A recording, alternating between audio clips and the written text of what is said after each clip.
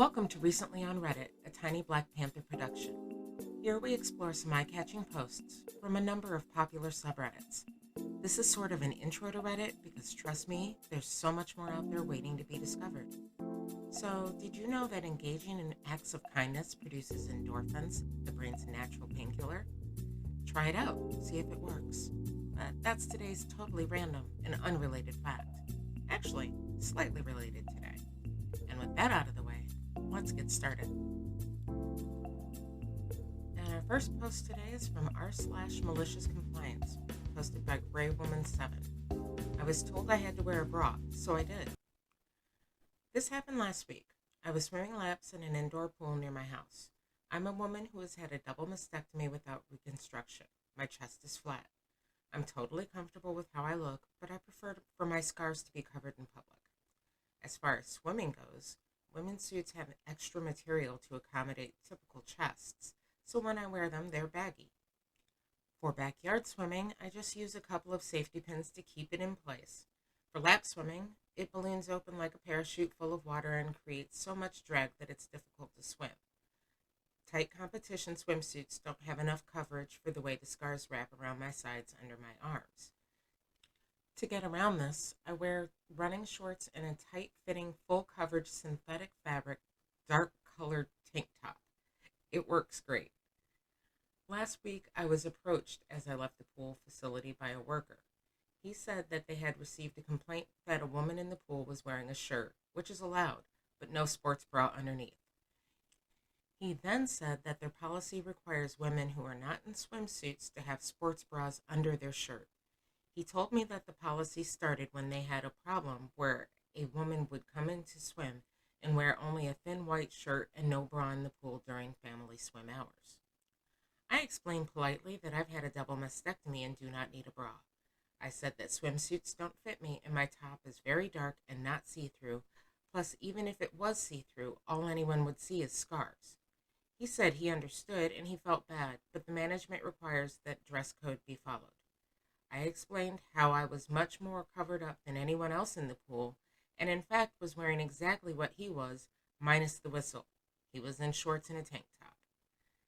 There were guys in there with just tight-fitting swim bottoms on and women in bikinis.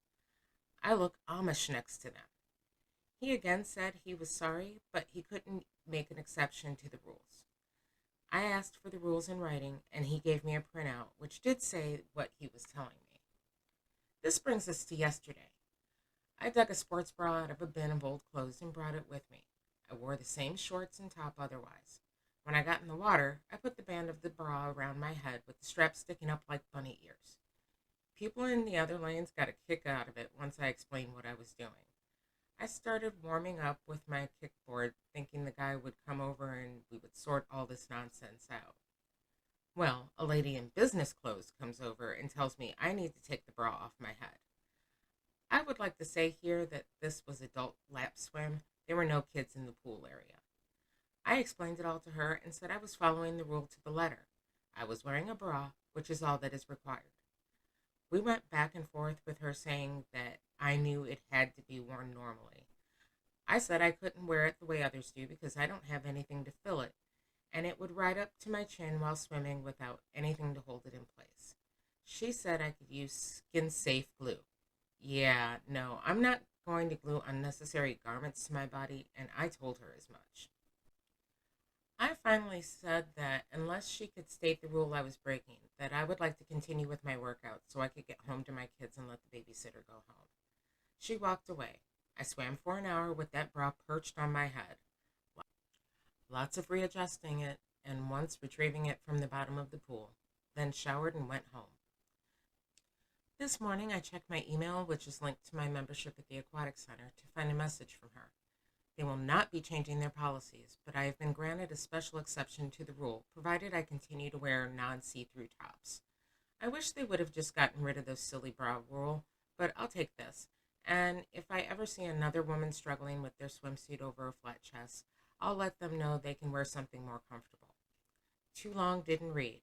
I've had a double mastectomy and was told I had to wear a sports bra in the pool, so I wore it on my head. Yeah, I You have to imagine that special rules have to be allowed in these situations. And from r/pettyrevenge, posted by Ramrodron, push in front of me in the checkout line, suffer the stank. This happened in 1989 in Chicago. I was at a grocery store and had just a handful of items. I entered the checkout line, and before I could put my purchases on the conveyor belt, I was hit with the stench of crap, rotten eggs, and fermented urine.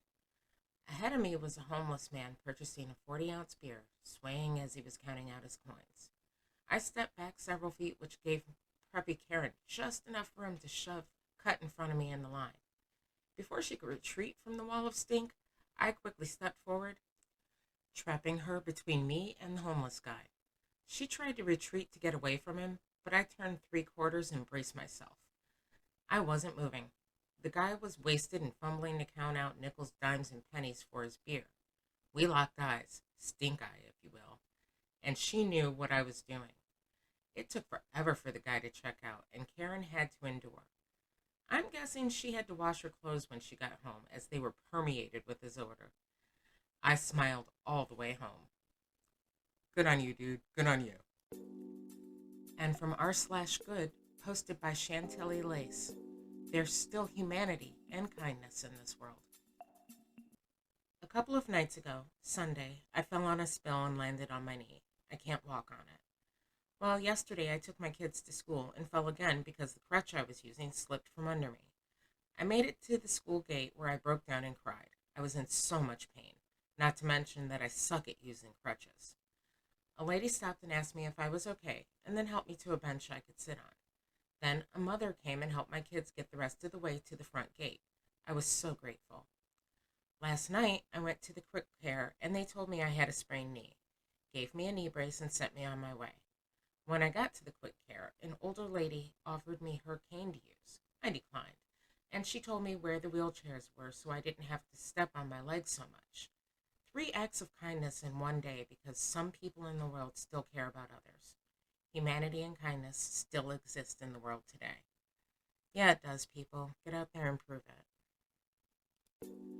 So you may be wondering about that random fact in the beginning. It occurs to us here at Tiny Black Panther Productions that everyone can use a little random knowledge, and we like to share ours. So if you have any random tidbits you'd like to share with the world, please drop them in the comments below. I'll read out some of those facts in future episodes at random. Please just be sure they're accurate. Thank you for joining us on Recently on Reddit. Please comment, like, and subscribe. All comments will be read and considered, as it's my goal to get better at entertaining you. Again, thanks for watching, and bye-bye for now.